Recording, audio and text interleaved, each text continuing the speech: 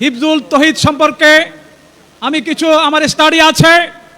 আহলে সুন্নাত এবং আহলে সুন্নাত আল জামাতের আকীদা অনুযায়ী এরা মুসলিম এবং এরা কাফের, এ ব্যাপারে আমাদের কারো কোনো সন্দেহ নেই।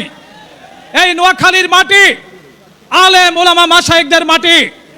এই অঞ্চল থেকে ইসলাম এই সমগ্র বাংলাদেশে ছড়িয়ে পড়েছে।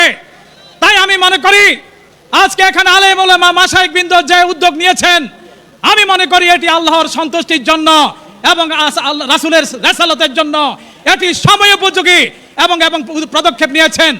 আমি নোয়াখালী জেলা পরিষদের প্রশাসক হিসেবে আপনাদের এই দ্বীনি কার্যক্রমের সাথে আমি সংহতি প্রকাশ করছি, একাত্মতা প্রকাশ করছি। আগামী দিনে এই ইসলামের প্রতি যদি কোনো আঘাত আসে, আপনাদের সাথে আমরা সেই আঘাতে শামিল হব ইনশাআল্লাহ।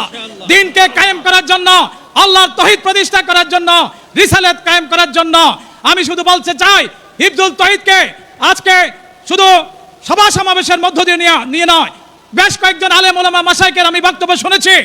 আপনারা আমাদের মাননীয় প্রধানমন্ত্রীকে হিফজুল তৌহিদের আকীদাগুলো, বিষয়গুলো যদি গুছিয়ে বলতে পারেন, আমি বিশ্বাস করি আপনাদের এই বক্তব্যগুলো তিনি আমলে নেবেন এবং হিফজুল তৌহিদের বিরুদ্ধে তিনি রাষ্ট্রীয়ভাবে পদক্ষেপ গ্রহণ করবেন।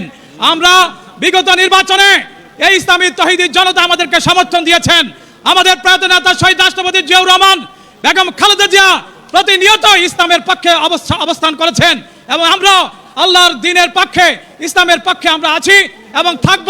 আপনাদের সকলকে ধন্যবাদ এবং কৃতজ্ঞতা জানিয়ে এবং হিফজুল তৌহিদকে এই নোয়াখালীর মাটি থেকে আমরা উচ্ছেদের ঘোষণা আমরা ঘোষণা দিবেন, সেই ঘোষণার সাথে আমরা একাত্মতা প্রকাশ করছি। সকলকে ধন্যবাদ। আসসালামু আলাইকুম ওয়া রাহমাতুল্লাহি ওয়া বারাকাতুহু। সাইঅ্যাপস, doctor serial, bill payment, cashback, ব্যবসা বৃদ্ধি আর অনলাইনে আয়ের সুযোগ সব এক অ্যাপে। সাইঅ্যাপস, আজই ডাউনলোড করুন। স্মার্ট জীবনের নতুন যাত্রা শুরু করুন।